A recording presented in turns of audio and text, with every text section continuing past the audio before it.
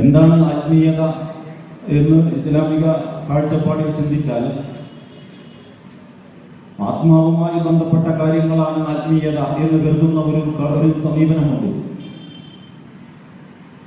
അങ്ങനെ ഇസ്ലാമിക തീർച്ചയായും ഏറ്റവും വലിയ ഒരു ആത്മീയ കാര്യം നമസ്കാരമാണ്. ഇസ്ലാമിലെ നമസ്കാരം, സ്വലാത്ത് എന്ന് അറബിയിൽ പ്രയോഗിച്ചിട്ടുള്ള നമസ്കാരം, ആ നമസ്കാരമാകുന്ന ശുദ്ധ ആത്മീയ കാര്യത്തെ സംബന്ധിച്ച് വിശുദ്ധ ഖുർആനിലെ ഒരു പരാമർശം നമസ്കരിക്കുന്നവർക്ക് നാശം എന്നുള്ളതാണ്. അധ്യായമൊക്കെ നിങ്ങൾക്കറിയാം. നമസ്കാരക്കാർക്ക് നാശം, നിസ്കരിക്കാതിരിക്കുന്നവർക്ക് നാശം എന്നല്ല, അങ്ങനെ ഒരു സൂക്തം വിശുദ്ധ ഖുർആനിലില്ല. വിശുദ്ധ ഖുർആനിലുള്ളത് നമസ്കരിക്കുന്നവർക്ക് നാശം എന്നുള്ളതാണ്. അപ്പൊ നമസ്കാരം നാശഹേതുകമായ ഒരു കാര്യമായതുകൊണ്ടല്ല, നമുക്കൊക്കെ അറിയാം ഇസ്ലാമിക ദൃഷ്ട്യാ വളരെ പ്രധാനപ്പെട്ട ഒരു കാര്യമാണ് നമസ്കാരം. അതിന്മേൽ അത്രമേൽ പ്രാധാന്യമുള്ള വേറൊരു വിഷയവുമില്ല എന്നുള്ളതാണ്. അതിന്റെ പ്രാധാന്യത്തെ പറ്റി ഈ വേദിയിൽ പരാമർശിക്കേണ്ട ആവശ്യമില്ല. മുസ്ലിം സമൂഹത്തെ സംബന്ധിച്ചിടത്തോളം ഭിന്നാഭിപ്രായമില്ലാത്ത ഒരു വിഷയമാണ്. അലിഫ് ലാം മീം ദാലികൽ കിതാബു ലാ റൈബ ഫീഹി ഹുദൽ ലിൽ മുത്തഖീൻ അല്ലദീന യുഅ്മിനൂന ബിൽ ഗൈബി വയുഖീമൂന അസ്സലാത്ത് അല്ലദീന യുഅ്മിനൂന ബിൽ ഗൈബി വയുഖീമൂന അസ്സലാത്ത വമിമ്മാ റസഖ്നാഹും യുൻഫിഖൂൻ. വിശുദ്ധ ഖുർആനിൽ നിന്ന് സന്മാർഗം ലഭിക്കുന്നതിന് അർഹത നേടുന്ന, അല്ലെങ്കിൽ അത് സന്മാർഗദായകമായി പ്രയോജനപ്പെടുന്ന ആളുകളുടെ ഗുണവിശേഷം പറയുമ്പോൾ അതിൽ വളരെ ഗൗരവത്തോടെ പ്രാധാന്യപൂർവ്വം അല്ലാഹു എണ്ണിയിട്ടുള്ള ഒരു കാര്യമാണ് നമസ്കാരം. അങ്ങനത്തെ നമസ്കാരത്തെ കുറിച്ച് വിശുദ്ധ ഖുർആനിൽ നമസ്കാരക്കാർക്ക് നാശം എന്ന് പരാമർശിച്ചത് എന്തുകൊണ്ടാണ്? ഇനി നിങ്ങൾ വേറെ കുറെ ഹദീസുകൾ പരിശോധിച്ചു നോക്കൂ. ആ ഹദീസുകളിലൊക്കെ തികച്ചും ഭൗതികമായ മതപരമായ ഒരു ചർച്ചയിൽ ഒരു കാരണവശാലും ഇടം കിട്ടാത്ത കാര്യങ്ങളെ സംബന്ധിച്ച് പുണ്യകർമ്മം എന്ന് വിശേഷിപ്പിച്ചത് കാണാം. പല സംഭവങ്ങളുമുണ്ട്. വളരെ പെട്ടെന്ന് പറയാൻ പറ്റിയതും വളരെ വിചിത്രമായ, ഒരു പക്ഷേ അത് ആദ്യമായിട്ട് കേൾക്കുന്നവർക്ക് തോന്നാവുന്നതുമായ ഒരു കാര്യമാണ് നിങ്ങൾ നിങ്ങളുടെ ഇണയുമായിട്ട് ബന്ധപ്പെടുന്നത് പുണ്യമാണ്. റസൂലുള്ളാഹി സ്വല്ലല്ലാഹു അലൈഹി വസല്ലം ഒരിക്കൽ പറഞ്ഞു.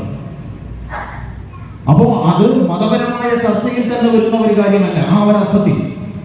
പക്ഷേ അതിനും പുണ്യം എന്ന് പ്രവാചകൻ സ്വല്ലല്ലാഹു അലൈഹി വസല്ലം വിശേഷിപ്പിക്കുന്നുണ്ട്. അപ്പൊ ഇസ്ലാമിക ദൃഷ്ട്യാ ആത്മീയത എന്ന് പറയുന്നത് എന്താണ്? ഇസ്ലാമിന്റെ കാഴ്ചപ്പാടിൽ ആത്മീയത എന്ന് പറയുന്നത് മനുഷ്യൻ സ്രഷ്ടാവിന് വഴിപ്പെട്ടുകൊണ്ട് നിലകൊണ്ട് നിർവഹിക്കുന്ന കാര്യങ്ങളൊക്കെയാണ്. പടച്ചവന്റെ കൽപ്പനകൾക്കും അനുസരണത്തിനും വിധേയമായിക്കൊണ്ട് നിറവേറ്റപ്പെടുന്ന എല്ലാ കാര്യങ്ങളും ഇസ്ലാമിക ദൃഷ്ട്യാ ആത്മീയമാണ്. അങ്ങനെയുള്ള ഒരു അനുസരണത്തിന്റെ ഫ്രെയിമിലല്ല സാക്ഷാൽ നമസ്കാരമുള്ളതെങ്കിൽ ആ നമസ്കാരക്കാരന് നാശം എന്നാണ് ഖുർആൻ പഠിപ്പിക്കുന്നത്. നമസ്കാരത്തെക്കാൾ വലിയ ഒരു ആത്മീയ കാര്യത്തെ വേറെ കാണിക്കുക സാധ്യമല്ല.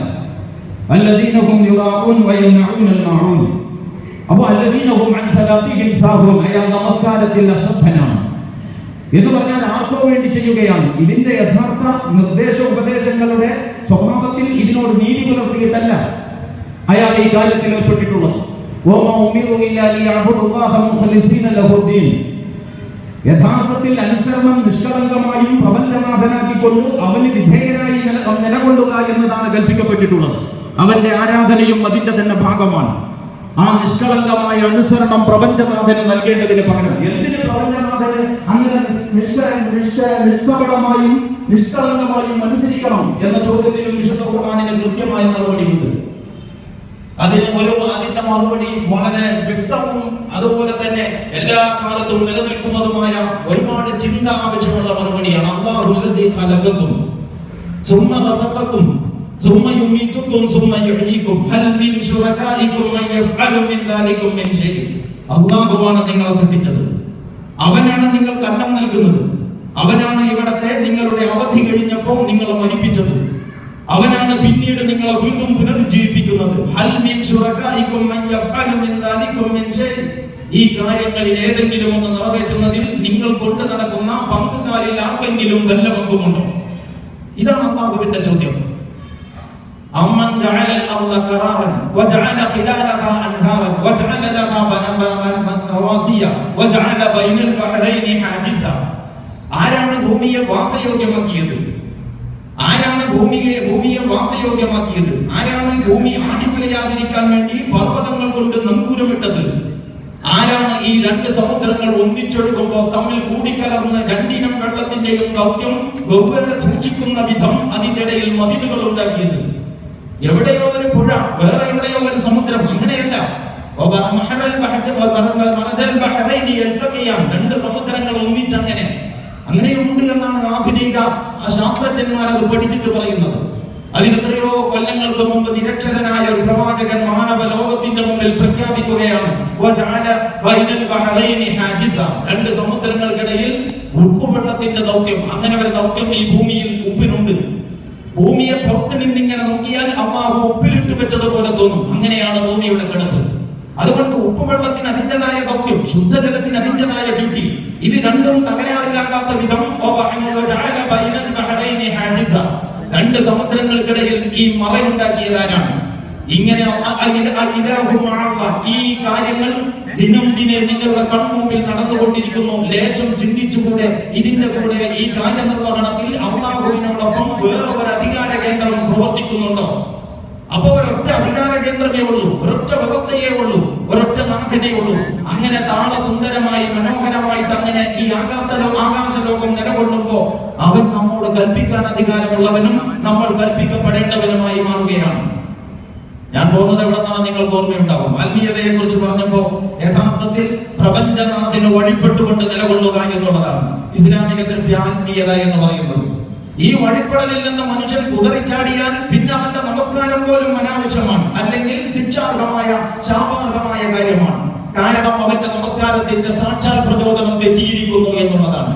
അയാൾ ആളുകളെ കാണിക്കാൻ വേണ്ടിയാണ് നമസ്കരിക്കുന്നത് എന്ന് ഖുർആനിലെ അദ്ദേഹത്തിന്റെ മേലെ ഒരു ചാർട്ട് ഷീറ്റ് കൊടുത്തിരിക്കുന്നു. അതിലത് മാത്രമല്ല ഉള്ളത്, അയാൾ പരോപകാര വസ്തുക്കളെ തടയുന്നവനുമാണ്.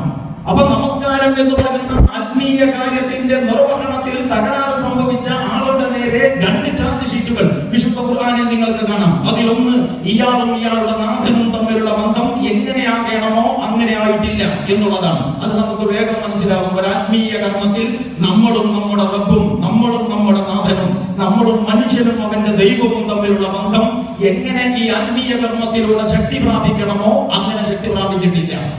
പക്ഷെ ഖുർആൻ അവിടെ നിർത്തിയില്ല. ഖുർആൻ ഈ നമസ്കാരക്കാരൻ, ശാപാർഹനായ നമസ്കാരക്കാരന്റെ മേലെ രണ്ടാമതൊരു ചാർട്ട് ഷീറ്റ് കൂടിയുണ്ട്. അതാണ് ഇസ്ലാമിലെ ആത്മീയതയുടെ സവിശേഷത എന്ന് ഞാൻ ഇവിടെ പറയും. എന്താണ് ആ രണ്ടാമത്തെ ചാർട്ട് ഷീറ്റ്?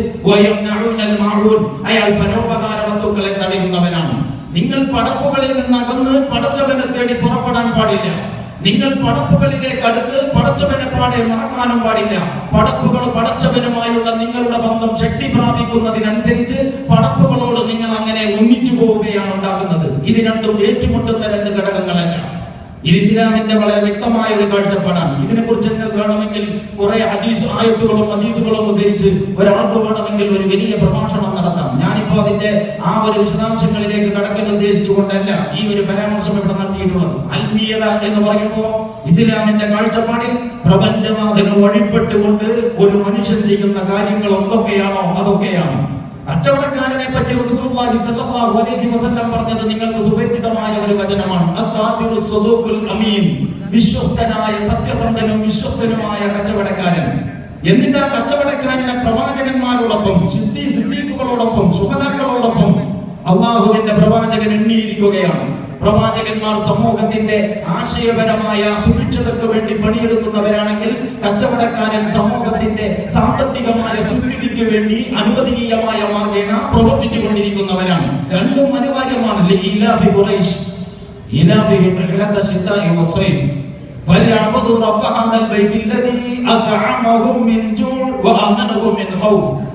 നമുക്കൊക്കെ സുപരിചിതമായ അധ്യായമാണിത്, സൂറത്ത് ഖുറൈശ്. അറബി സമൂഹത്തിന് അല്ലാഹു ചെയ്തു കൊടുത്ത അനുഗ്രഹങ്ങളെ കുറിച്ചാണ് അവിടെ പറയുന്നത്. എന്നിട്ട് പറയാം, അതുകൊണ്ട് ആ അറബികൾ ഈ പ്രപഞ്ചനാഥന് വഴിപ്പെട്ട് ജീവിക്കട്ടെ. ആ പ്രപഞ്ചനാഥൻ അവർക്ക് എന്തൊക്കെ ചെയ്തു കൊടുത്തു? അവരുടെ വിശപ്പകറ്റി, അവർക്ക് നിർഭയത്വം നൽകി. അപ്പത്തിന്റെ പ്രശ്നം മതത്തിന്റെ പ്രശ്നമല്ല എന്ന് സിദ്ധാന്തിക്കുന്നവർ, അപ്പത്തിന്റെ പ്രശ്നം മതത്തിന്റെ പ്രശ്നമല്ല എന്ന് സിദ്ധാന്തിക്കുന്നവർ വിശുദ്ധ ഖുർആനിലെ ഈ പ്രാഥമികമായ അധ്യായത്തിന്റെ വിളംബരത്തിന്റെ കാമ്പും കാതലും അറിയാൻ കഴിയാത്തവർ എന്ന് നമുക്ക് പറയേണ്ടി വരും. അപ്പൊ മതത്തിന്റെ പ്രശ്നം എന്തോ എന്ന് നമുക്കറിയില്ല. പക്ഷെ ഇസ്ലാമിന്റെ കാഴ്ചപ്പാടിൽ ഈ പറയുന്നതിനെ ഇങ്ങനെ സുമോഹനമായി സമ്മേളിപ്പിച്ചിരിക്കുകയാണ്. അവിടെ മനുഷ്യരുടെ സുഭിക്ഷതയുടെ വിഷയമുണ്ട്, അന്നത്തിന്റെ പ്രശ്നമുണ്ട്, നിർഭയത്വത്തിന്റെ വിഷയവുമുണ്ട്. ഇത് രണ്ടും ചെയ്തു തന്നോ പ്രപഞ്ചനാഥൻ, അതുകൊണ്ട് ആ നാഥൻ അവർ വഴിപ്പെടട്ടെ എന്നാണ് വിശുദ്ധ ഖുർആനിന്റെ ആഹ്വാനം. ഞാൻ പറഞ്ഞു വരുന്നത് ആത്മീയതയെ കുറിച്ച് ചിന്തിക്കുമ്പോ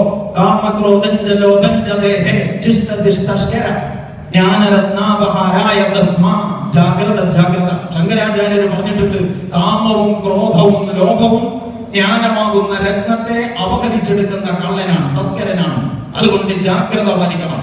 അതുകൊണ്ട് കാമത്തെയും ക്രോധത്തെയും ലോഭത്തെയും നിയന്ത്രിക്കണമെന്നല്ല, ഇതിനെ നിയന്ത്രിക്കണമെന്നല്ല, നിഗ്രഹിക്കണമെന്നാണ്. അതിനോട് സമരം നടത്തണമെന്നാണ്. അങ്ങനെ ഭീകര സാഗര തീരങ്ങളിൽ, ഭീഭത്സ മലമടക്കുകളിൽ, ഭീതിക മുഖാന്തർമുഖങ്ങളിൽ, എല്ലാ സാമൂഹ്യ ബാധ്യതകളിൽ നിന്നും ഒഴിഞ്ഞ് ഒരാൾ ഒളിച്ചോടാൻ കഴിയുമെങ്കിൽ അവനാണ് വിശുദ്ധി നേടുക എന്ന പൗരോഹിത്യ മതങ്ങളുടെ കാഴ്ചപ്പാടിലേക്ക് ഇസ്ലാമിനെ ചേർത്ത് വെക്കാൻ വിശുദ്ധ ഖുർആനിന്റെ പ്രാഥമികമായ അധ്യാപനങ്ങളെ കുറിച്ച് പോലും വിവരമുള്ളവർക്ക് സാധ്യമല്ല. ഇതൊരു വലിയ ഗൗരവപ്പെട്ട ചർച്ചയാണ്. ഇത് ഇന്ന് ഒരു പുതിയ വിഷയമായിട്ട് ഞാൻ ഇവിടെ പറയുകയല്ല. ഇത് ജമാഅത്തെ ഇസ്ലാമി രൂപീകരിക്കപ്പെട്ട നാൾ മുതൽ എന്ന് പറഞ്ഞാൽ പോരാ, അതിന്റെ രൂപീകരണത്തിന് നേതൃത്വം കൊടുത്ത ഈ കാലഘട്ടത്തിലെ നവോത്ഥാന നായകനായ സയ്യിദ് അബ്ദുൽ ആല മൗദൂദി ലോകത്തോട് എഴുതുകയും പ്രസംഗിക്കുകയും ചെയ്തുകൊണ്ട് സംവദിക്കാൻ ആരംഭിച്ച കാലം മുതൽ, അതിനു മുമ്പേ ആ വഴിയിൽ സഞ്ചരിച്ച മഹാന്മാരൊക്കെയും എഴുതുകയും പ്രസംഗിക്കുകയും ചെയ്ത കാലം മുതൽ, എന്ന് പറഞ്ഞാൽ അവസാനമായിട്ട് ആകാശം ഭൂമിയെ ചുംബിച്ച അന്ന് മുതൽ, എന്ന് പറഞ്ഞാൽ മുഹമ്മദ് മുസ്തഫ സല്ലല്ലാഹു അലൈഹി വസല്ലമയുടെ വെളിപാടുകൾ ഈ ലോകം കണ്ട കാലം മുതൽ ഈ കാഴ്ചപ്പാടുകൾ നമ്മോടൊപ്പം ഉണ്ട്. അതുകൊണ്ട് നമുക്ക് ഇതൊരു പുതിയ വിഷയമല്ല. പക്ഷേ ഈ ഒരു അടിത്തറയെ, ഈ ഒരു ദാർശനിക തലത്തിൽ നിന്നുകൊണ്ട് നമ്മുടെ ജീവിതത്തെ നമ്മൾ സമീപിക്കണം. നമ്മുടെ കർമ്മങ്ങളെ നമ്മൾ വായിച്ചെടുക്കണം, മതാധ്യാപനങ്ങളെ നമ്മൾ വ്യാഖ്യാനിക്കണം. എന്നിട്ട് ആ ഒരു ഉത്തരവാദിത്വം ഏറ്റെടുത്തുകൊണ്ട് മുസ്ലിം സമൂഹം ഈ സമൂഹത്തിന്റെ പുനർനിർമ്മാണ പ്രക്രിയയിൽ നേതൃപരമായ പങ്ക് വഹിക്കണം. ഇതാണ് മുസ്ലിം സമൂഹത്തോടും ഈ നാട്ടിലെ എല്ലാ മനുഷ്യരോടും ജമാഅത്തെ ഇസ്ലാമി പറഞ്ഞുകൊണ്ടിരുന്നിട്ടുള്ളത്. ആ ഒന്നുകൂടി ഞാൻ അതിനെ വേറൊരു രീതിയിൽ പറയാം. മതം സ്വകാര്യ ജീവിതത്തിൽ മതി എന്ന് സിദ്ധാന്തിക്കുന്നവരുണ്ട്. നമ്മൾ നിരന്തരം ഇത് കണ്ടുകൊണ്ടിരിക്കുകയാണ്, കുറെ കാലമായി കേൾക്കാൻ തുടങ്ങിയിട്ട്. മതം പൊതുജീവിതത്തിലേക്ക് വരേണ്ടതില്ല, നമ്മുടെ സ്വകാര്യ ജീവിതത്തിൽ മതി.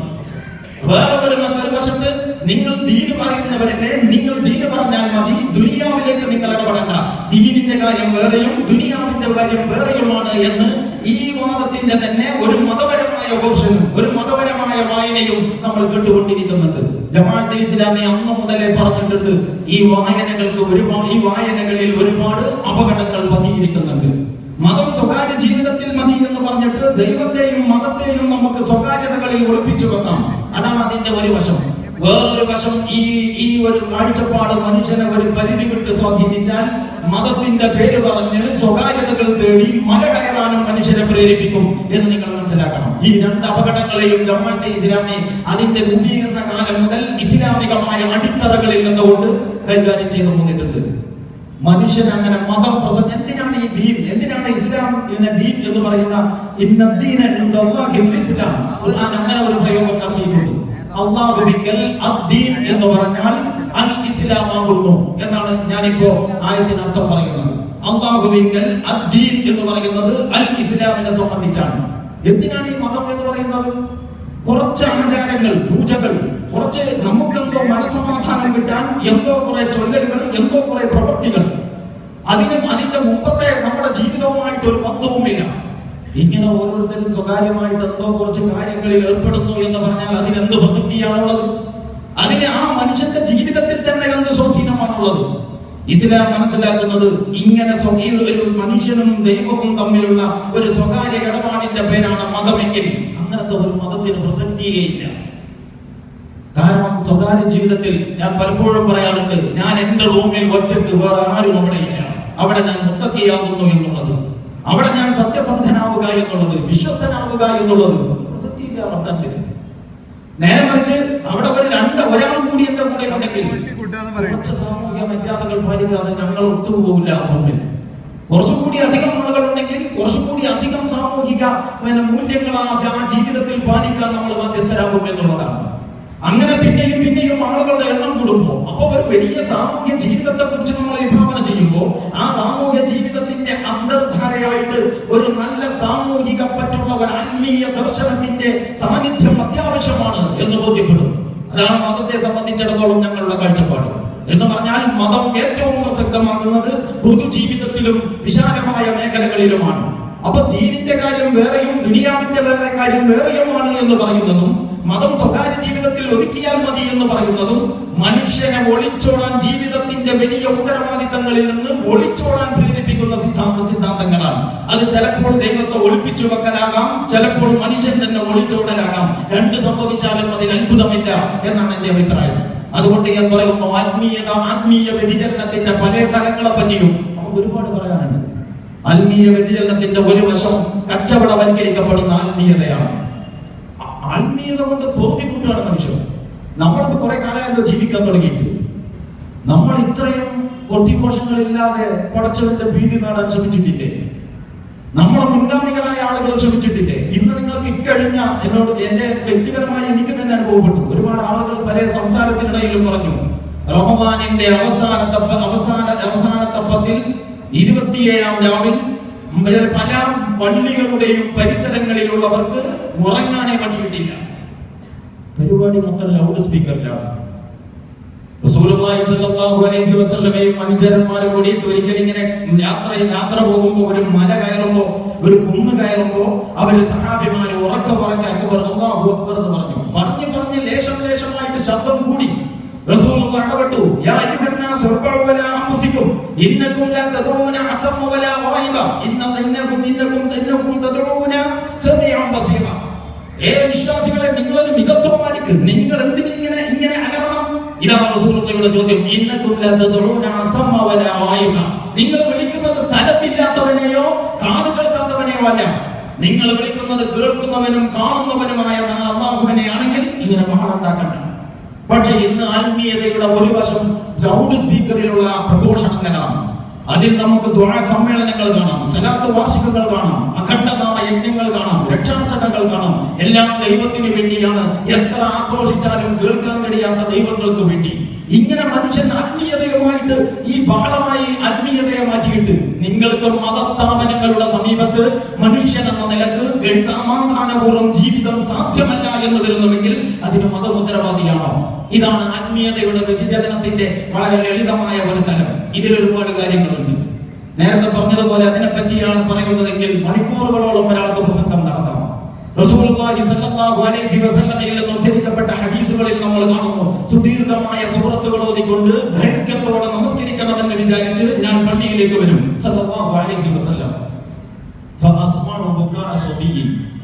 അപ്പൊ ഞാൻ കുട്ടികളുടെ കരച്ചിൽ കേൾക്കുന്നത്. തറാവീഹ് നിസ്കാരത്തിന്റെ കാര്യം തന്നെ പറഞ്ഞത്. തറാവീഹ് നിസ്കാരത്തിൽ നീട്ടി ഓടുമ്പോ ഒരുത്തരം നമസ്കരിക്കാൻ പറ്റുന്നില്ലെങ്കിൽ അയാൾക്ക് തിരിഞ്ഞു പോയാൽ മതി, അല്ല നമസ്കാരം തീർക്കേണ്ട കാര്യമില്ല. അങ്ങനെ ദീർഘിച്ച് പ്രവാചകൻ നമസ്കരിച്ചിട്ടുണ്ട്. അത് ഐച്ഛികമായ നമസ്കാരമാണ്. ഒരാളെയും അതിൽ ബന്ധനസ്ഥനാകുന്ന അവസ്ഥയില്ല. എല്ലാവരും സ്വതന്ത്രരാകുന്നു എന്നുള്ളതാണ്. സലാത്തുൽ ലൈലി മസ്ന മസ്ന, രാത്രി നമസ്കാരം ഈരണ്ടാണ്. നിങ്ങൾക്ക് മതിയാകുമ്പോൾ നിങ്ങൾക്ക് നിർത്തിപ്പോകാം, ഒരു കുഴപ്പമില്ല. റസൂലുള്ളാഹി സ്വല്ലല്ലാഹു അലൈഹി വസല്ലമയുടെ ചര്യയിൽ നിർബന്ധ നമസ്കാരങ്ങൾ വെച്ചുകൊണ്ട് മനുഷ്യനെ ബന്ദിയാക്കാൻ അവിടെ അനുവദിച്ചിട്ടില്ല. അതുകൊണ്ട് വലിയ സൂറത്തുകൾ ഓതിയിട്ട് നീട്ടി നമസ്കരിക്കണം എന്ന് വിചാരിച്ച് ഞാൻ നമസ്കാരത്തിലേക്ക് പ്രവേശിക്കും എന്ന് പറഞ്ഞാൽ നിർബന്ധ നമസ്കാരം. അങ്ങനെ ഓത്തു തുടങ്ങുമ്പോ കുഞ്ഞുങ്ങളുടെ കരച്ചിൽ ഞാൻ കേൾക്കും. അതിലിപ്പോ സ്ത്രീകൾ പള്ളിയിലേക്ക് വന്നപ്പോ പള്ളിയിൽ വന്ന സ്ത്രീകളുടെ കൂടെയുള്ള കുട്ടികളാണോ, പള്ളിയുടെ അടുത്തുള്ള വീട്ടിലെ കുട്ടികളാണോ, വിശദാംശങ്ങളിൽ നമുക്ക് തട്ടിക്കണ്ട. അതിലൊക്കെ ഒരുപാട് പറയാം. പക്ഷെ ഞാൻ അതൊക്കെ വിട്ടിട്ട് പറയുന്നു, എന്തായാലും കുഞ്ഞിന്റെ കരച്ചിൽ കേൾക്കും. കുഞ്ഞിന്റെ കരച്ചിൽ കേൾക്കുമ്പോ ആ കുഞ്ഞിനോടൊപ്പം ആ കുഞ്ഞിന്റെ മാതാവിന്, നമസ്കാരത്തിൽ പങ്കെടുക്കുന്ന കുഞ്ഞിന്റെ മാതാവിന് വിഷമമുണ്ടാകുമെന്ന് കരുതി ഞാൻ എന്റെ നമസ്കാരം ചുരുക്കും. അതാണ് ആത്മീയത. റസൂലുള്ളാഹി സ്വല്ലല്ലാഹു അലൈഹി വസല്ലമ പഠിപ്പിച്ച മനുഷ്യപ്പറ്റുള്ള ആത്മീയത എന്ന് നമുക്ക് അതിനെ പറ്റി പറയാം. പാവപ്പെട്ട എന്ന് പറഞ്ഞാൽ സ്വന്തം കിടപ്പാടമില്ലാതെ കടയുടമ കടയടച്ചു പോയ ശേഷം കടത്തിണ്ണയിൽ കയറി കിടക്കാൻ കാത്തു നിൽക്കുന്ന പാവങ്ങളെ പേറുന്ന ഈ തമിഴ്നാട് പോലെയുള്ള ഒരു സ്റ്റേറ്റിന്റെ ഭരണാധികാരി നമ്മുടെ നാട്ടിൽ വന്നിട്ട് പൊട്ടിയതും പൊളിഞ്ഞതും ദ്രവിച്ചതും ഒഴിവാക്കിയതും വലിച്ചെറിഞ്ഞതും ഒക്കെ പൊറുക്കി വിറ്റ് ജീവിക്കുന്ന ആയിരക്കണക്കിന് ജനങ്ങളുള്ള ഒരു സ്റ്റേറ്റിന്റെ ദരിദ്ര നാരായണന്മാരുള്ള ഒരു സ്റ്റേറ്റിന്റെ മുഖ്യമന്ത്രി ആർഭാട ജീവിതത്തിന്റെ ഭാഗമായിട്ട് കോടികൾ തുലച്ചു. ഒന്നും നിയമപരമായിട്ട് സമ്പാദിച്ചതല്ല, ചെലവഴിച്ചതും നിയമപരമായിട്ടല്ല. അതുകൊണ്ട് തന്നെ നിയമത്തിന്റെ കുരുക്ക് ഏതെങ്കിലും ഒരു ഘട്ടത്തിൽ ഇവരുടെ നേരെ വരും. അപ്പൊ വേളാങ്കണ്ണിയിലേക്ക് ഒരു യാത്ര, അല്ലെങ്കിൽ ഗുരുവായൂരിലേക്ക് ഒരു തുലാഭാരവുമായിട്ട്, അല്ലെങ്കിൽ വളരെ വിദ്വാൻമാരാണെങ്കിൽ 3 തീർത്ഥാടന കേന്ദ്രങ്ങളിലേക്കും പോയി എന്ന് വരാം. അത് കഴിഞ്ഞിട്ട് വരുമ്പോ പത്രക്കാരെ ചോദിക്കും, എങ്ങനെയുണ്ട്? എനിക്കൊരു സുഖം തോന്നുന്നു. കോടിക്കണക്കിന് രൂപ പൊതുമുതൽ കട്ടുപിടിച്ചതിന് ശേഷം എന്തോ ചില ആത്മീയ കേന്ദ്രങ്ങളിൽ പോയി കാണിക്കകൾ വെച്ച് തിരിച്ചു വരുമ്പോ സുഖം തോന്നുന്നു എന്ന് പറയാൻ പ്രേരണ നൽകുന്ന ആത്മീയതയുണ്ടല്ലോ. ഈ ആത്മീയതയെ കുറിച്ചല്ല. പ്രാർത്ഥനയിൽ പങ്കെടുക്കുന്ന സ്ത്രീകളുടെ കുഞ്ഞ് കരയുമ്പോ ആ പ്രാർത്ഥന നീട്ടി നടത്തിയാൽ ആ കുഞ്ഞിന് വിഷമമുണ്ടാകുമെന്ന് കരുതിയിട്ട് പ്രാർത്ഥന ചുരുക്കുമെന്ന് പറഞ്ഞ പ്രവാചകന്റെ ആ ആത്മീയതയുണ്ടല്ലോ.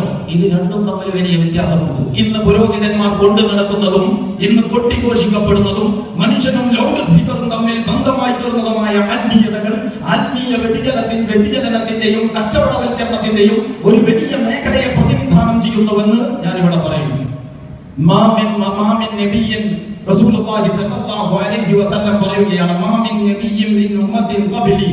എനിക്ക് മുമ്പ് എന്റെ സമുദായത്തിൽ ഒരു പ്രവാചകനും നിയോഗിക്കപ്പെട്ടിട്ടില്ല. ആ പ്രവാചകന് ആ സമൂഹത്തിൽ നിന്ന് അനുചരന്മാരും അതുപോലെ തന്നെ കൂട്ടാളികളും ഉണ്ടായിട്ടില്ലാതെ ആ പ്രവാചകന്റെ ആജ്ഞകൾ ശിരസ വഹിക്കുകയും ആ പ്രവാചകന്റെ ചര്യ അനുധാവനം ചെയ്യുകയും ചെയ്യുന്ന അനുചരന്മാരും കൂട്ടാളികളും ഉണ്ടായിട്ടില്ലാതെ എന്നിട്ട് കുറച്ച് കാലം അങ്ങനെ കുറെ കാലം ആ മനോഹരമായ അവസ്ഥയിൽ അങ്ങനെ മുന്നോട്ട് പോയ ശേഷം ഈ മഹാന്മാരും നല്ലവരും നിഷ്കളങ്കരും സമർപ്പിതരുമായ ആളുകളും ഓരോന്നോരോന്നായി മരിച്ച് കാലം എന്നെ മണ്ണോട് ചേരുകയും കാലം പിന്നോട്ട് പോവുകയും ചെയ്തപ്പോൾ അങ്ങനെ അവരുടെ പിൻഗാമികൾ വന്നു. അവർ പ്രവർത്തിക്കാത്തത് പറയുകയും കൽപ്പിക്കപ്പെടാത്തത് പ്രവർത്തിക്കുകയും ചെയ്യുന്നു എന്ന് റസൂലുള്ളാഹി സ്വല്ലല്ലാഹു അലൈഹി വസല്ലം പറയുകയാണ്. എന്നിട്ട് കുഴപ്പങ്ങളില്ലാതെ ഈ സമൂഹത്തെ തിരുത്താൻ കയ്യൂക്ക് നിങ്ങൾക്ക് സാധ്യമാണെങ്കിൽ വ്യക്തികൾ നിയമം കയ്യിലെടുത്താൽ എവിടെ കയ്യിലെടുത്താലും കുഴപ്പമുണ്ടാവും. അപ്പൊ അധികാരം പ്രയോഗിക്കാൻ അനുവാദമുള്ളവർക്ക് കൈകാര്യം ചെയ്യാൻ അനുവാദമുള്ളൂ എന്ന് നമ്മൾ മനസ്സിലാക്കേണ്ടതായിട്ടാണ്. വ്യക്തി നിയമം കയ്യിലെടുക്കുന്ന ഒരവസ്ഥയും ഇസ്ലാമിക സാമൂഹിക ക്രമം അനുവദിക്കുന്നില്ല. അപ്പൊ അധികാരമുള്ളിടത്ത് ഫലപ്രയോഗത്തിലൂടെ ഇവരെ തിരുത്താൻ ശ്രമിക്കുന്നുവെങ്കിൽ അവൻ മുഅ്മിനാണ്. സതുപദേശത്തിലൂടെ ഇവരെ തിരുത്താൻ ശ്രമിക്കുന്നുവെങ്കിൽ അവനും മുഅ്മിനാണ്. ഇനി മനസ്സായി വരെ വെറുപ്പും അകൽച്ചയും പാലിച്ചുകൊണ്ട് ഇതിൽ പെടാതിരിക്കാൻ കരുതാനേ സാധ്യമാകുന്നു എങ്കിൽ ആ ഒരു കരുതലെങ്കിലും കയ്യിലുള്ളവൻ മുഅ്മിനാണ്. അതിനപ്പുറം ഈമാനിന്റെ ഒരു ഘടികയും ഈ 3 പറഞ്ഞ നിലപാടിനും അപ്പുറത്താണ് നിലപാടെങ്കിൽ ആ നിലപാടെടുക്കുന്നവരിൽ ഈമാനിന്റെ ഒരു ഘടികയും അവശേഷിക്കുന്നില്ല എന്ന് റസൂലുള്ളാഹി സ്വല്ലല്ലാഹു അലൈഹി വസല്ലം പറഞ്ഞു. അപ്പോൾ യഖൂലൂന മാ ലാ യഫ്അലൂൻ വയഫ്അലൂന മാ ലാ യുഅ്മറൂൻ. അവർ പറയാത്തത് പ്രവർത്തിക്കാത്തത് പറഞ്ഞുകൊണ്ടിരിക്കുന്നു, കൽപ്പിക്കപ്പെടാത്തത് പ്രവർത്തിക്കുകയും ചെയ്യുന്നു എന്ന് പറഞ്ഞാൽ എല്ലാവരെയും റമദാനിന്റെ അവസാനത്തെ പത്തിൽ പ്രവാചകൻ പള്ളിയിലേക്ക് വിളിക്കുമ്പോൾ അവർ ആളുകളെ പാടത്തേക്ക് വിളിക്കും. റമദാൻ അവസാനിച്ച ശേഷം ഈദുൽ ഫിത്തറിന്റെ ദിവസം പ്രവാചകൻ അവരെ പാടത്തേക്കോ പറമ്പിലേക്കോ വിളിക്കുമ്പോൾ ഇവർ പള്ളി വിട്ട് പോകരുത് എന്ന് ക്ഷണിക്കും. പ്രവാചകൻ സക്കാത്ത് നിങ്ങൾ സംഘടിതമായിട്ട് ചെയ്യണം എന്ന് പറയുമ്പോൾ അത് ഒറ്റക്കാണ് ചെയ്യേണ്ടത് എന്ന് ഇവർ സിദ്ധാന്തിച്ചുകൊണ്ടിരിക്കും. സലാത്തും ദിക്റും നിങ്ങൾ ഒറ്റയ്ക്ക് ചെയ്താൽ മതി എന്ന് റസൂലുള്ളാഹി പഠിപ്പിക്കുമ്പോൾ അതൊക്കെ സംഘടിതമാക്കുവാനും ശബ്ദമുഖരിതമാക്കുവാനും ഇവർ തമ്മിൽ മത്സരിച്ചു കൊണ്ടിരിക്കും. അതാണ് യഖൂലൂന മാ ലാ യഫ്അലൂൻ വയഫ്അലൂന മാ ലാ യുഅ്മറൂൻ. അതിശോക്ക് നിങ്ങൾ എല്ലാം ആത്മീയതയുടെ പേരിലാണ്.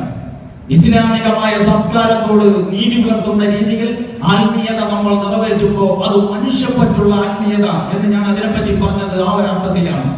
ഇന്ന് മതം പാലിക്കുക എന്നുള്ളത്, മതം പാലിക്കുന്നവരോടൊപ്പം ജീവിക്കുക എന്നുള്ളത് സങ്കീർണമായ ഒരു അനുഭവമായി തീരുന്നുവെങ്കിൽ മതത്തെ അതിന്റെ അക്ഷരവായനകളിൽ അവനെ നമ്മൾ സ്വീകരിച്ചപ്പോൾ സംഭവിച്ചു പോകുന്ന പ്രശ്നങ്ങളാണ്. ഒരിക്കൽ നമ്മൾ കുറച്ച് ആളുകൾ, ഞാൻ പല ചെറിയ വേദികളിൽ ഉദാഹരണം പറഞ്ഞപ്പോൾ പറഞ്ഞിട്ടുണ്ട്, ഞങ്ങൾ കുറച്ച് ആളുകൾ ഡൽഹിയിലേക്ക് യാത്ര പോകുമ്പോൾ അതേ വണ്ടിയിൽ അജ്മീറിലേക്കോ മറ്റോ പോകുന്ന ഒരു കുടുംബം, ഒരു വലിയ സംഘം, ഒരു 10-40 ആളുകളുള്ള ഒരു സംഘവും യാത്ര ചെയ്യുന്നു. അങ്ങനെ ഞങ്ങളും അവരൊക്കെ തമ്മിൽ പരിചയപ്പെട്ട് തീവണ്ടിയിൽ മുഖാമുഖാണല്ലോ ഇരിക്കുന്നത്. മുഖാമുഖം അധികം നേരം ഉണ്ടാതിരിക്കാൻ പറ്റില്ല. അതുകൊണ്ട് തീവണ്ടിയിൽ നമുക്ക് ഒരുപാട് സുഹൃത്തുക്കളുണ്ട്. ബസ്സിൽ നമ്മളിങ്ങനെ പിന്തിരിഞ്ഞിരിക്കുന്നത് കൊണ്ട് കാസർഗോഡ് മുതൽ തിരുവനന്തപുരം വരെ യാത്ര ചെയ്താലും ഒരു മനുഷ്യനെയോടും നമുക്ക് പരിചയം ഉണ്ടാകാനൊരു സാധ്യതയില്ല. അങ്ങനെ ഞങ്ങളിതൊക്കെ പരിചയക്കാരായി. അങ്ങനെ തമ്മിൽ പറഞ്ഞു പരിചയപ്പെട്ടു, അടുത്തു. നമസ്കാരത്തിന്റെ സമയമായി. ഞങ്ങൾ അസറും തോറും ഓതു ചെയ്ത് ഈ 2 റക്അത്തായി അതിന്റെ സമയത്ത് നിസ്കരിച്ചു. സൗകര്യമനുസരിച്ച് അങ്ങോട്ട് മുണ്ടിച്ചോ നമസ്കരിച്ചു. അപ്പോ ഇത്ര ഞങ്ങളുടെ കൂടെയുള്ള ഈ 5-6 ആളുകൾ ഓരോ കൊണ്ട് ഈ 2 കാര്യവും നിറവേറ്റി. അവർ ഈ 60 ആളുകളോ, അതായത് 40-50-60 അടുത്ത ആളുകളുണ്ട്. ഈ 60 ആളുകളും ഓഹ് നമസ്കരിച്ചു. 60 ആളും ഓഹ് ചെയ്തു. 60 ആളും മുക്കിൽ വെള്ളം കാറ്റി ചീറ്റി വായിൽ വെള്ളം ഒപ്പിച്ച് 3 പ്രാവശ്യം കഴുകി, കാല് നന്നായി കഴുകി. കാല് കഴുകിയതിനാൽ ചെരുപ്പ് ശുദ്ധിയില്ലാത്തത് കൊണ്ട് ചെരുപ്പ് വേറെ കഴുകി ഈ വണ്ടിയിൽ വെച്ചിട്ടാണ് നോക്കണം. ഓർത്തു നമസ്കരിച്ചു. അസറിന്റെ സമയമായപ്പോൾ ഈ പറഞ്ഞ പണിയൊക്കെ വീണ്ടും ചെയ്തു.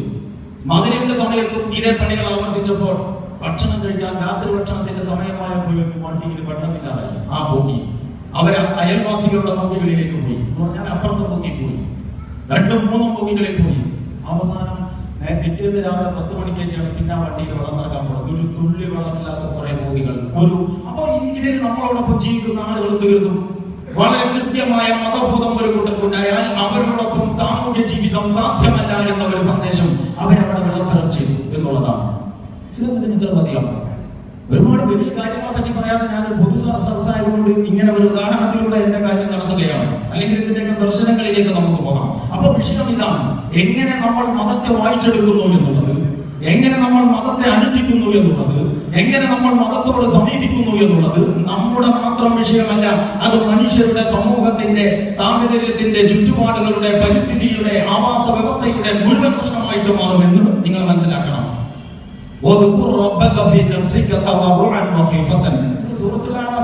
വിശുദ്ധ ഖുർആനിൽ ഏതാണ്ട് അതിന്റെ അവസാന ഭാഗത്ത് നീ നിന്റെ റബ്ബിനെ വിനയത്തോടെയും ഭയത്തോടെയും ഭക്തിയോടെയും സ്മരിക്കുക. എന്ന് പറഞ്ഞിട്ട് നിന്റെ മനസ്സിൽ. നീ നിന്റെ റബ്ബിനെ നിന്റെ മനസ്സിൽ ഭയത്തോടെയും ഭക്തിയോടെയും നിന്റെ നാഥനെ ഓർക്കുക, നിന്റെ റബ്ബിനെ ഓർക്കുക. വാക്കുകൾ ഉറക്കയാക്കാതെയും. അപ്പൊ അവിടെ നിന്റെ മനസ്സിൽ എന്ന് ഖുർആൻ പറഞ്ഞിരിക്കുന്നു. അതുകൊണ്ട് ഖുർആൻ അവസാനിപ്പിച്ചില്ല. വാക്കുകൾ ഉറക്കയാക്കാതെയും. നോക്കൂ നിങ്ങൾ.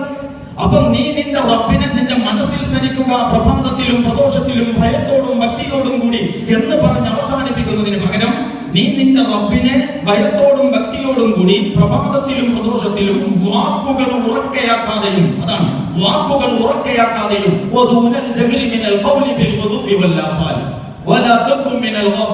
നിങ്ങൾ കുറെ ആളുകൾ കൂടുമ്പോ, ഒച്ചത്തിൽ ബഹളമാകുമ്പോ, ബഹളത്തിൽ നിങ്ങൾക്ക് ലയിച്ചു ചേരാൻ പറ്റുമെന്നത് കൊണ്ട്, മനസാന്നിധ്യം വിടാൻ സാധ്യതയുള്ളത് കൊണ്ട്, മനസാന്നിധ്യം വിട്ടാൽ വെറും ബഹളമായി തീരുമെന്നത് കൊണ്ട്, വെറും ബഹളം നിങ്ങളെ അശ്രദ്ധമാക്കുമെന്നത് കൊണ്ട് നിങ്ങൾ അശ്രദ്ധയിൽ പെട്ടുപോകരുത്. അതാണ് ഞാൻ നേരത്തെ പറഞ്ഞത്. സക്കാത്ത് ഒറ്റക്ക് സംഘടിതമാകണം എന്ന് പറയുമ്പോൾ അത് ഒറ്റക്കാകാൻ ക്ഷണിക്കുകയും, സലാത്ത് ഒറ്റക്കാകണം എന്ന് പറയുമ്പോൾ അതിനെ ബഹളമുഖരിതമാക്കുകയും ചെയ്യുന്നത് ആത്മീയതയുടെ വ്യതിചലനങ്ങളുടെ പല സാമ്പിളുകളിൽ ഒന്നാണ്. അതിലെ കുറെ ചർച്ചകളുണ്ട്. ഞാൻ അതിന്റെ ഒരു വശം ഇത്ര മാത്രം ഇപ്പൊ ഈ സദസ്സുമായിട്ട് പങ്കുവെക്കുകയാണ്. നേരെ മറിച്ച് ഇതിന്റെ വേറൊരു വശമുണ്ട്. റസൂലുള്ളാഹി സ്വല്ലല്ലാഹു അലൈഹി വസല്ലമയുടെ കാലത്ത് 3 ആളുകൾ പ്രവാചകന്റെ ജീവിതത്തെ കുറിച്ച് പഠിക്കാൻ പോയ കഥ ഒരുപാട് കേട്ടതാണ് നമ്മൾ. ഞാൻ അതിലേക്ക് കടക്കുന്നില്ല. കഥ എന്ന നിലക്ക് പറയേണ്ട കാര്യമില്ല. അത് കേട്ടപ്പോൾ അവർക്ക് തോന്നി വളരെ കുറവാണല്ലോ. പ്രവാചകൻ ഇത്രയേ ഉള്ളൂ. ഇവർ പ്രവാചകനെ കുറിച്ച് വിചാരിച്ചെങ്കിലൊന്നുമല്ല. പക്ഷെ കേട്ടു നോക്കുമ്പോൾ ഇവർക്ക് തോന്നി ഇപ്പൊ നമ്മളായിട്ട് പ്രവാചകൻ ഉപദേശിച്ച് നന്നാക്കാന്ന് പറഞ്ഞാൽ നടക്കുന്ന കാര്യമില്ല, നമുക്ക് നമ്മുടെ കാര്യം നോക്കാം. അങ്ങനല്ലോ. എന്നിട്ട് ഇവര് തീരുമാനിച്ചു, ഒരാള് തീരുമാനിച്ചു ഇനി ഉറങ്ങുന്ന പ്രശ്നമേ ഇല്ല. നേരം പുലരുമ്പോളം നമസ്കാരം. രാത്രിയിലെ രണ്ടാമത്തവൻ തീരുമാനിച്ചു ഇനി പകൽ നോമ്പില്ലാത്തൊരു ദിവസവുമില്ല. എല്ലാ ദിവസവും നോമ്പ്. ലാ സാമ മൻ സാമൽ അബദ്, നിത്യ നോമ്പുകാരൻ നോമ്പ് എടുത്തിട്ടില്ല എന്ന് സല്ലല്ലാഹു അലൈഹി വസല്ലം. പക്ഷെ ഇയാൾ തീരുമാനിച്ചു ഇനി എല്ലാ ദിവസവും നോമ്പ്. മൂന്നാമത്തവൻ വിചാരിച്ചു, മൂന്നാമത്തവൻ പ്രഖ്യാപിച്ചു കല്യാണം. കല്യാണം എന്ന് പറഞ്ഞാൽ എന്താ സംഭവം അറിയോ? കല്യാണം എന്ന് പറഞ്ഞാൽ ഗർഭധാരണം, പ്രസവം, മുലയൂട്ടൽ, സന്താന പരിപാലനം, കുട്ടികളെ പഠിപ്പിക്കൽ, കുട്ടികളെ വലുതാക്കൽ, അവരെ കെട്ടിക്കൽ, അമ്മായി സൽക്കാരം, അങ്ങനെ എല്ലാത്തിന്റെയും തുടക്കം വിവാഹമാണ്. അതുകൊണ്ട് ഞാൻ വിവാഹം ചെയ്യൂല. ഇന്നത്തെ നമ്മൾ കൊണ്ടുനടക്കുന്ന ആത്മീയ, മാനസിക, വൈകാരിക തലം വെച്ചിട്ടാണ് തലം വെച്ചിട്ട് ഈ സംഭവത്തെ നിങ്ങളൊന്ന് വായിച്ചു നോക്ക്. റസൂലുള്ള വന്നപ്പോ ഇത് കേട്ടല്ലോ, ഈ ആളുകൾ ഇങ്ങനെയൊക്കെ നിലപാടെടുത്തു. അപ്പോ ഈ റസൂലുള്ളാഹി സ്വല്ലല്ലാഹു അലൈഹി വസല്ലം ഈ മൂന്ന് ആളുകളെ വിളിച്ചിട്ട് എന്താ അവരോട് പറയുന്നത്? റസൂലുള്ളാഹി സ്വല്ലല്ലാഹു അലൈഹി വസല്ലം ഈ മൂന്ന് ആളുകളെ വിളിച്ചിട്ട് നിങ്ങൾ സ്വർഗ്ഗത്തിന് അർഹരായ ആത്മീയ ആചാര്യന്മാരായ മൂന്ന് മഹത്തുക്കളെ, നിങ്ങൾക്ക് മാതൃകയാക്കാൻ പറ്റിയ മൂന്ന് മഹത്തുക്കളെ നിങ്ങൾക്ക് ഞാൻ പരിചയപ്പെടുത്താം. ഈ സ്പോർട്സിലൊക്കെ ഉണ്ടല്ലോ ഇങ്ങനെ 1ഉം 2ഉം 3ഉം സ്ഥാനം കിട്ടിയവരെ കയറ്റി നിർത്തുന്ന ഒരു കട്ട. അങ്ങനൊന്നുമില്ലെങ്കിൽ എന്തെങ്കിലും ഈത്തപ്പനമുട്ടിയിൽ ഇവരെ കാഴ്ച നിർത്തിയിട്ട് നോക്കൂ, 1 നമ്പർ 1, 2, 3 അല്ല, മൂന്നാളും ഒരേ ദർജയിലുള്ളവരാണെങ്കിൽ മൂന്ന് മഹാന്മാരെ ഒരു ഉയരത്തിൽ കാഴ്ച നിർത്തിയിട്ട് നിങ്ങൾ ഇവരെ നോക്കൂ. അങ്ങനെയാണോ കൈകാര്യം ചെയ്തത്? ആത്മീയതയെ കുറിച്ച് ഇന്ന് നമ്മൾ കൊണ്ട് നടക്കുന്ന കാഴ്ചപ്പാട് ഇസ്ലാമിക വിദ്യ ബലപ്പെട്ടതായിരുന്നുവെങ്കിൽ, സ്ഥിരപ്പെട്ടതായിരുന്നുവെങ്കിൽ, ആത്മീയതയെ സംബന്ധിച്ച് ഇന്ന് കൊട്ടിഘോഷിക്കപ്പെടുന്ന വീക്ഷണങ്ങൾക്ക് പ്രാമാണിക വിദ്യ നിലനിൽപ്പുണ്ടായിരുന്നുവെങ്കിൽ റസൂലുള്ളാഹി സ്വല്ലല്ലാഹു അലൈഹി വസല്ലം ഈ മൂന്ന് പേരെയും ഇങ്ങനെ കാഴ്ച നിർത്തിയിട്ട് നമ്പർ 1, 2, 3 സഹാബത്തിന് പരിചയപ്പെടുത്തിയല്ലേ. നേരെ മറിച്ച് റസൂലുള്ളാഹി സ്വല്ലല്ലാഹു അലൈഹി വസല്ലം അവരോട് പറഞ്ഞു, ഞാൻ അല്ലാഹുവിന്റെ പ്രവാചകനാണ്, തഖ്വയുടെ വിഷയത്തിൽ നിങ്ങളെക്കാൾ മുമ്പനാണ്. ഞാൻ നമസ്കരിക്കാറുണ്ട്, ഉറങ്ങാറുണ്ട്, നോമ്പെടുക്കാറുണ്ട്, ഒഴിവാക്കാറുണ്ട്, വിവാഹ ജീവിതം നയിക്കുന്നുണ്ട്. എന്റെ ചര്യ ഇതാണ്. ഈ ചര്യയുടെ മുഖമുദ്ര സന്തുലിതത്വമാണ്.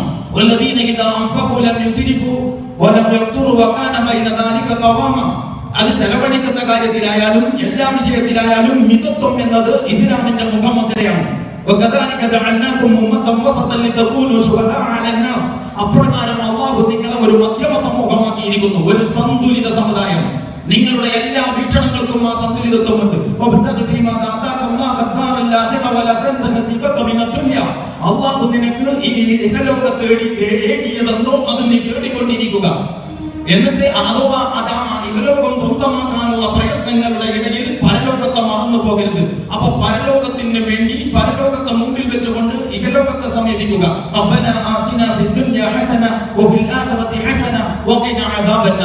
ഇത് ഇസ്ലാമിന്റെ ഒരു സംസ്കാരമാണ്.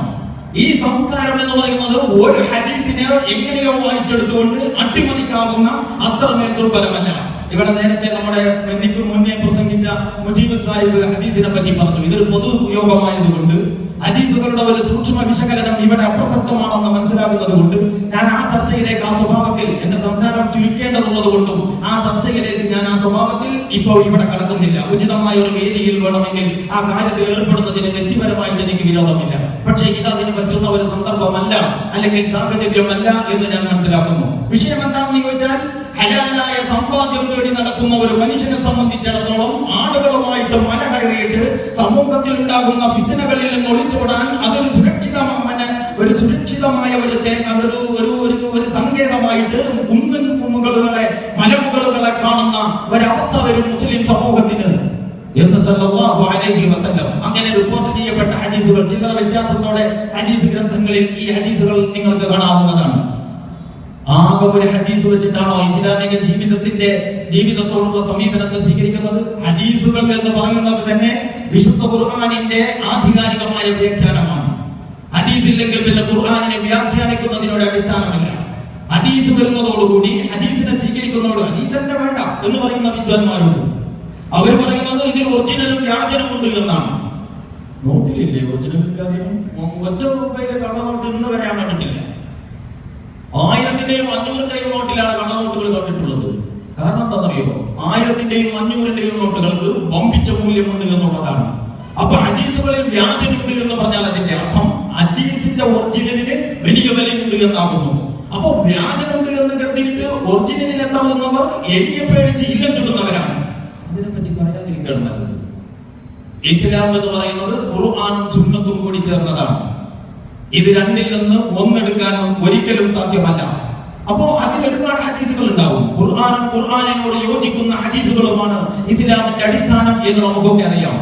അങ്ങനെ ഖുർആനിന്റെ അടിത്തറയിൽ ഈ ഹദീസുകൾ വായിക്കുമ്പോൾ ആ വായനയിലും വ്യാഖ്യാനത്തിലും ഹദീസുകൾ എന്ന് പറയുന്നത് സങ്കീർണമായ ഒരു കുരുക്കഴിക്കാൻ കഴിയാത്ത സമസ്യയെ അല്ല എന്ന് വിവരമുള്ളവർക്ക് മനസ്സിലാക്കാനാവും. നബി സല്ലല്ലാഹു അലൈഹി വസല്ലമയുടെ അനുചരന്മാരിൽ ഒരു സംഘം ഒരിക്കൽ ഒരു മരുഭൂമിയിലൂടെ നടന്നു പോകുമ്പോൾ ഒരു നല്ല ഒരു വാദി, ഒരു ഗ്രാമം, ഫീഹി ഉയൈന എന്ന് പറഞ്ഞാൽ ഈ ഐൻ എന്ന് പറഞ്ഞാൽ അരുവിയുടെ കൊച്ചരുവി, അതാണ് ഉയൈന എന്ന് അറബിയിൽ പറയുന്നത്. തിഫിൽ എന്ന് പറഞ്ഞാൽ കുട്ടി, തുഫൈൽ എന്ന് പറയുമ്പോൾ കൊച്ചു കുട്ടി എന്ന് പറയില്ല, അതേമാതിരി ഇരിക്കട്ടെ. അപ്പൊ അങ്ങനെ ഒരു അരുവി കണ്ടു, ശുദ്ധജലം കണ്ടു, നിർമ്മലമായ വായു കണ്ടു, മനോഹരമായ പൂക്കൾ കണ്ടു, പരിലസിക്കുന്ന പരിമളം അടിച്ചു വീശുന്ന മന്ദമാരുതം കണ്ടു, പാറിപ്പറക്കുന്ന പൂമ്പാറ്റകളും കൊച്ചു തുമ്പികളും കണ്ടു, പരന്നു കിടക്കുന്ന ആ പച്ചപ്പ് കണ്ടു, പതുക്കെ കളകളാരവം വഴിക്ക് ഒഴുകുന്ന പുഴ, ആ ആറ് കണ്ടു.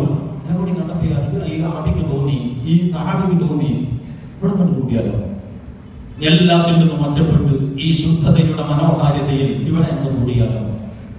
എന്നിട്ട് അദ്ദേഹം പറഞ്ഞു, പ്രവാചകനോട് ചോദിക്കണം, പ്രവാചകൻ സമ്മതിച്ചാൽ അങ്ങനെ ചെയ്യണം. അങ്ങനെ പ്രവാചകനോട് ചോദിച്ചു.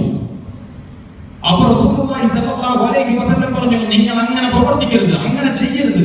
അല്ലാഹു പുറത്തു തരണം എന്ന് നിങ്ങൾ ആഗ്രഹിക്കുന്നില്ലേ? നിങ്ങൾ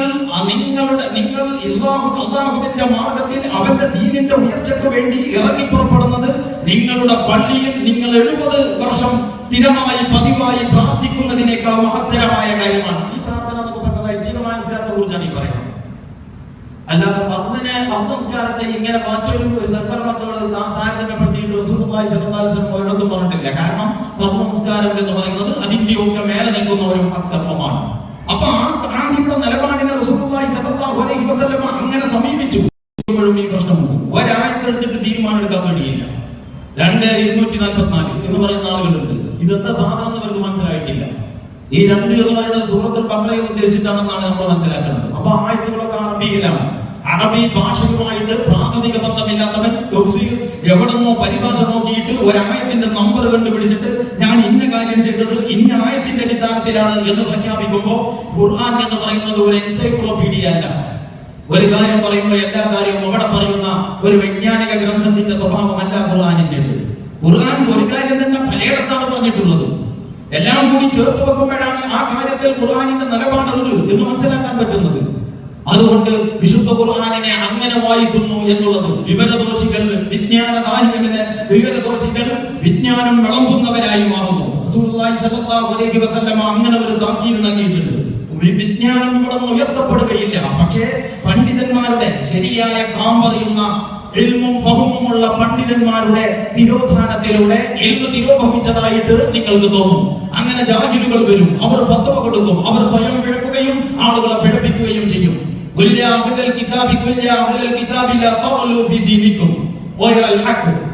വേദക്കാരെ നിങ്ങൾ അന്യായമായ വിധത്തിൽ ഈ ദീനിന്റെ വിഷയത്തിൽ ഇങ്ങനെ പരിധി വിട്ട് പോകരുത്. റസൂലുള്ളാഹി വിശുദ്ധ ഖുർആൻ ആഹ്വാനം ചെയ്യുകയാണ്.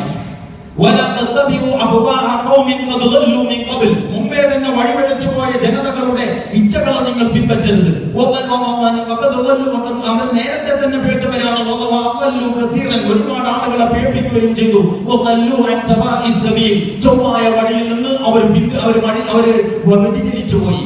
എന്തുകൊണ്ടാണ് അവർ വ്യതിചലിക്കാൻ കാരണം? അവർ സ്വയം പിഴച്ചവരും മറ്റുള്ളവരെ പിഴപ്പിച്ചവരുമായി വാലും മുന്നിലുമാകാൻ കാരണം ഇസ്ലാമിന്റെ രുചിവായ ആ മാർഗത്തിൽ നിന്ന് അവർ വ്യതിചലിച്ചു എന്നതുകൊണ്ടാണ്. ആ വ്യതിചലനം എന്തുകൊണ്ട് സംഭവിച്ചു? തീവ്രത കൊണ്ട് സംഭവിച്ചു എന്നുള്ളതാണ്. അതുകൊണ്ട് മതത്തിന്റെ കാര്യത്തിൽ തീവ്രത പാടില്ല എന്നുള്ളത്, മതത്തിന്റെ കാര്യത്തിൽ ആത്മീയതയുടെ വിഷയത്തിൽ തീവ്രത പാടില്ല എന്നുള്ളത്, മതത്തോട് തീവ്രമായി സമീപിക്കരുത് എന്നുള്ളത് റസൂലുള്ളാഹി സ്വല്ലല്ലാഹു അലൈഹി വസല്ലമയുടെ ആഹ്വാനമാണ്. ജൂതന്മാർക്ക് ഈ തകരാറ് സംഭവിച്ചതുകൊണ്ട്, വേദക്കാർക്ക് ഈ പാളിച്ച പറ്റിയതുകൊണ്ട് അവരെ സാക്ഷിയാക്കിക്കൊണ്ട് വിശുദ്ധ ഖുർആൻ നമ്മോട് നടത്തിയിട്ടുള്ള ഒരു ആഹ്വാനവും കൂടിയാണത്. ഇതെല്ലാം മുമ്പിൽ വെച്ചുകൊണ്ടാണ് ഞാൻ പറയുന്നത്, വിശുദ്ധ ഖുർആനിലെ ഒരു സൂക്തത്തിന്റെ അർത്ഥം തീരുമാനിക്കുന്നതിന് ആ ഒരൊറ്റ സൂക്തം മാത്രം മതിയാവുകയില്ല. അപ്പൊ വിശുദ്ധ ഖുർആനിനെ വ്യാഖ്യാനിക്കുന്ന സുന്നത്തിന്റെ വിഷയത്തിൽ ഒരു ഹദീസ് വെച്ചുകൊണ്ട് ഓരോ ഹദീസും വെച്ച് ഓരോരുത്തരും നിലപാടെടുക്കാൻ പോകുന്നുവെങ്കിൽ എന്ന് പറഞ്ഞതുപോലെ ഓരോ സംഘത്തിനും അവരുടെ കയ്യിലുള്ളത് കൊണ്ട് അതിൽ സന്തോഷത്തിലാറാടി അങ്ങനെ മുന്നോട്ട് പോകാം. അത് പക്ഷേ പ്രമാണബന്ധിതമായ ഒരു ജീവിതമല്ല. അതുകൊണ്ട് ഇസ്ലാമിക പ്രമാണങ്ങളിലേക്ക് ഗൗരവത്തോടെ തിരിച്ചു വന്നുകൊണ്ട് നമ്മൾ അഭിമുഖീകരിക്കുന്ന ഇത്തരം വ്യതിചലനങ്ങളെ പ്രാമാണികമായി പഠിക്കുവാനും കൈകാര്യം ചെയ്യുവാനുമുള്ള ഒരു സംയമനവും അതിനുള്ള ഒരു സന്നദ്ധതയും മുസ്ലിം സമൂഹത്തിലെ എല്ലാ വിഭാഗം ആളുകളും കാണിക്കേണ്ടതുണ്ട്. ജമാഅത്തെ ഇസ്ലാമിക്ക് ഒരു കാര്യത്തിൽ ഉറപ്പുണ്ട്.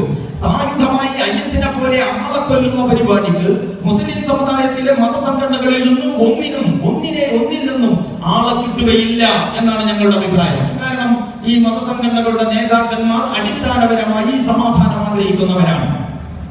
തമ്മിൽ അവരുടെ ചെറിയ മനസ്സുകൊണ്ട് സംഘടനാപരമായ കക്ഷിത്വം കാരണം അങ്ങോട്ടും ഇങ്ങോട്ടും എന്തെങ്കിലും തീവ്രതയും ഭീകരതയും ആരോപിക്കുന്നുവെങ്കിൽ അത് ഈ കാലഘട്ടത്തിന്റെ ചുവരെഴുത്ത് എന്താണെന്നോ യഥാർത്ഥത്തിൽ നമ്മൾ അഭിമുഖീകരിക്കുന്ന അടിയൊഴുക്ക് ഏത് സ്വഭാവത്തിലുള്ളതാണെന്നോ മനസ്സിലാക്കാൻ കഴിയാത്ത ആളുകളുടെ കയ്യിലായി പോയി ആ സംഘങ്ങളുടെ നായകത്വം എന്ന് മാത്രമേ അതിനെക്കുറിച്ച് നമ്മൾ മനസ്സിലാക്കേണ്ടതുള്ളൂ. അടിസ്ഥാനപരമായി തീവ്രതയിലേക്ക് പോകുന്നവരല്ല. ഐഎസിനെ സംബന്ധിച്ച് നേരത്തെ ഇവിടെ പറഞ്ഞു, ഇസ്ലാമിക ഖിലാഫത്തിന് അതിൻ്റെതായ രീതികളുണ്ട്. ഇസ്ലാമിക ഖിലാഫത്തിന്റെ ഒന്നാമത്തെ സംസ്കാരം അത് തെരഞ്ഞെടുപ്പിലൂടെ വരുന്നതാണ് എന്നുള്ളതാണ്. ബൈഅത്ത് ലഭിച്ചവർ അമീറാവുകയാണ്, അമീറായവർക്ക് ബൈഅത്ത് കിട്ടുകയല്ല. ഇത് വളരെ ഗൗരവത്തോടെ ഓർക്കേണ്ട കാര്യമാണ്. അതായത് ബൈഅത്ത് ലഭിച്ചവർ അമീറാവുകയാണ്, അല്ലാതെ അമീറായി ഞാൻ വന്നു അതുകൊണ്ട് എനിക്ക് ബൈഅത്ത് എന്നതല്ല. അപ്പൊ ഇസ്ലാം ജനകീയ ജനാധിപത്യമാണ് ഖലീഫയെ തെരഞ്ഞെടുക്കുന്ന ഒന്നാമത്തെ മാർഗം. രണ്ടാമത്തത് ശൂറ സമ്പ്രദായമാണ്. മൂന്നാമത്തത് ബൈത്തുൽ മാൽ എന്ന് പറയുന്നത് ഒരു പൊതു സ്വത്താണ്. നാലാമത്തത് നിയമത്തിന്റെ മുമ്പിൽ എല്ലാവരും സമന്മാരാണ്. അഞ്ചാമത്തത് സമൂഹത്തിലെ ഉന്നതർ താഴ്ന്നവർ എന്ന വ്യത്യാസമില്ലാതെ സമൂഹത്തിന്റെ എല്ലാ ആളുകൾക്കും അവസര സമത്വം എല്ലാവർക്കും ഒരുപോലെ ലഭിക്കപ്പെടും. ഒരുപാട് തത്വങ്ങൾ നിങ്ങൾക്ക് ഇസ്ലാമിക ഖിലാഫത്തിനെ കുറിച്ച് കാണാം. ഈ മഹനീയമായ ഖിലാഫത്ത് ഖുർആനും സുന്നത്തും പഠിപ്പിച്ച ഖിലാഫത്താണ്. അവിടെ ബ്രിട്ടൻ പണ്ടൊരു പ്രവാചകനെ അയച്ചു. ബ്രിട്ടൻ സാമ്രാജ്യത്വത്തിനെതിരെ ഇസ്ലാമിക ലോകത്ത് ജിഹാദി ആവേശം ആളിപ്പടരാൻ തുടങ്ങിയപ്പോ സായുധ ജിഹാദ് തന്നെ ദുർബലപ്പെടുത്തിയിരിക്കുന്നു എന്ന സന്തോഷ വാർത്ത അറിയിക്കാൻ ബ്രിട്ടൻ ഒരു പ്രവാചകനെ അയച്ചു. മിർസാ ഗുലാം അഹമ്മദ് ഖാദിയാനി എന്ന് പറയുന്നത് ബ്രിട്ടൻ അയച്ച ആ പ്രവാചകന്റെ പേരാണ്. ആ പ്രവാചകന്റെ അന്നത്തെ ഡ്യൂട്ടി സായുധ ജിഹാദിനെ ദുർബലപ്പെടുത്തുക എന്നുള്ളതാണ്. ഇപ്പോൾ ബന്ധപ്പെട്ടവർ രണ്ടാമതൊരു ഖലീഫയെയും അയച്ചിരിക്കുന്നു, ഇസ്ലാമിക സ്റ്റേറ്റ് എന്ന് പറയുന്നതിന്റെ സുന്ദരമുഖം വികൃതമാക്കാൻ, ഇതിന്റെ അടിയൊഴുക്കുകൾ മനസ്സിലാക്കാൻ, ഇതിന്റെ ചതിക്കുഴികൾ തിരിയാൻ, പ്രാമാണികമായി ഇതിനെ അഭിമുഖീകരിക്കാനുള്ള ആർജവം മുസ്ലിം ഉമ്മത്ത് കാട്ടണം. അതല്ലാതെ ഖലീഫ എന്ന് കേൾക്കുമ്പോ അത് ഞങ്ങളുടെ വിഷയമല്ലാതെ അവരുടെ വിഷയമാണ്. ഓരോ ബുക്കിൽ ഞാനത് കണ്ടിട്ടുണ്ട്. അത് ഒന്നാം പ്രതി അവർ തന്നെ. ഈ ഖിലാഫത്ത് എന്ന് കേൾക്കുമ്പോ, ബൈത്തുൽ മാൽ എന്ന് കേൾക്കുമ്പോ, ആക്കിമിയത്ത് എന്ന് കേൾക്കുമ്പോ, അമീർ എന്ന് കേൾക്കുമ്പോ അതൊന്നും ഞങ്ങളുടെ കിതാബിലില്ല. വേണമെങ്കിൽ പരിശോധിച്ചു നോക്ക്. അതൊക്കെ ഇന്ന ആളുകളുടെ കിതാബിലാണ് എന്ന് പറഞ്ഞ് രക്ഷപ്പെടാവുന്നിടത്തല്ല കാര്യം എന്ന് സമചിത്തതയോടെ ചിന്തിക്കുവാൻ മതസംഘടനകൾ സന്നദ്ധമാകണം. ജമാഅത്തെ ഇസ്ലാമിക്ക് യാതൊരു ഉത്തരവാദിത്വവുമില്ല. പകരം ഇസ്ലാമിന്റെ തന്നെ സങ്കേതങ്ങളാണിത്. ഇസ്ലാമിന്റെ പദാവലികളെ ദുരുപയോഗപ്പെടുത്തേണ്ടുന്ന വിധത്തിൽ, ദുർവ്യാഖ്യാനിക്കേണ്ട വിധത്തിൽ, അവഹേളിക്കേണ്ട വിധത്തിൽ ഒരു ഖലീഫ അവതരിച്ചു എന്ന് പറയുന്നത് അറബ് വസന്തത്തിലൂടെ ഇസ്ലാമിക രാഷ്ട്രീയം പ്രസക്തമാകുന്ന സന്ദർഭത്തിൽ അങ്ങനെ ഒരു ഖലീഫ അനിവാര്യമാകുന്നു എന്ന ബോധ്യത്തിൽ നിന്നാണ്. ഏതൊരു പശ്ചാത്തലത്തിലാണോ പ്രവാചകനെ നിയോഗിച്ചത് അതുപോലെയുള്ള ഒരു പശ്ചാത്തലം ഖലീഫയുടെ നിയോഗത്തിന്റെ പിന്നിലുമുണ്ട് എന്ന് അല്പം ബുദ്ധിയുള്ളവർക്ക് മനസ്സിലാക്കാവുന്നതേ ഉള്ളൂ. ലോകത്ത് എന്ത് തോന്നിയാസം നടന്നാലും അതിന്റെ പേറ്റന്റ് ഏറ്റെടുക്കുന്ന ഒരു ഇസ്ലാമിക സംഘം എന്ന പേരിൽ വരും എന്ന് ബുദ്ധിക്ക് വകതിരിവുള്ള ഒരുത്തരും വിചാരിക്കുകയില്ല എന്നാണ് ഞങ്ങൾ കേൾക്കുന്നത്. അതുകൊണ്ട് IS ഇസ്ലാം അല്ല എന്ന് ഉറക്കെ ഈ ലോകത്തോട് വിളിച്ചു പറയാൻ ജമാഅത്തെ ഇസ്ലാമിക്ക് ഇത്രയും ദീർഘകാലം ആലോചിക്കേണ്ടി വന്നിട്ടില്ല. തക്ക സമയത്ത് ആ വിഷയത്തിൽ ഈ പ്രസ്ഥാനം നിലപാടെടുത്തിട്ടുണ്ട്. ഞാൻ ഇത് അവസാനിപ്പിക്കുകയാണ്. ഞാൻ പറയുന്നത്, ജീവിതത്തിൽ നിന്ന് ഒളിച്ചോടുന്ന ആത്മീയതയായാലും, പശുവിന്റെ പിന്നാലെ പോയാലും ശരി, ആടിന്റെ പിന്നാലെ പോയാലും ശരി, മനുഷ്യർക്ക് വേണ്ടിയുള്ള ദൈവികമായ അനുഗ്രഹങ്ങളെ ശാപമാക്കി തീർക്കുന്നിടത്ത് സംഭവിച്ചുകൊണ്ടിരിക്കുന്ന പാളിച്ചകൾ എന്ത് എന്ന് പഠിക്കാൻ, എന്നിട്ട് പ്രാമാണികമായ അടിത്തറകളിൽ അതിനെ അഭിമുഖീകരിക്കുവാൻ വൈജ്ഞാനികമായ ഒരു വൈജ്ഞാനികമായ ഒരു ദൗത്യത്തിലൂടെ ആ അപകടത്തിൽ നിന്ന് മുസ്ലിം സമൂഹത്തെ കൈപിടിച്ച് കരകയറ്റി ഇസ്ലാമിന്റെ ആ സിറാത്തുൽ മുസ്തഖീമിലൂടെ വഴി നടത്താൻ ഇസ്ലാമിക പ്രസ്ഥാനം പ്രതിജ്ഞാബദ്ധമാണ്. ഇതിൽ യാതൊരുവിധ സംഘടനാ സങ്കുചിതത്വത്തിന്റെയും വിഷയമില്ല. അതുകൊണ്ട് മറ്റ് വിശദാംശങ്ങൾ ഇവിടെ ഇനിയും വരാനിരിക്കുന്ന പ്രഭാഷകർ കൈകാര്യം ചെയ്യുമെന്ന് പ്രതീക്ഷിച്ചുകൊണ്ട് ഞാൻ ഈ സംസാരം ഇവിടെ അവസാനിപ്പിക്കുകയാണ്. പ്രപഞ്ചനാഥൻ നമ്മെ എല്ലാവരെയും അനുഗ്രഹിക്കുമാറാകട്ടെ. അസ്സലാമു അലൈക്കും വറഹ്മത്തുള്ളാഹി വബറകാതുഹു.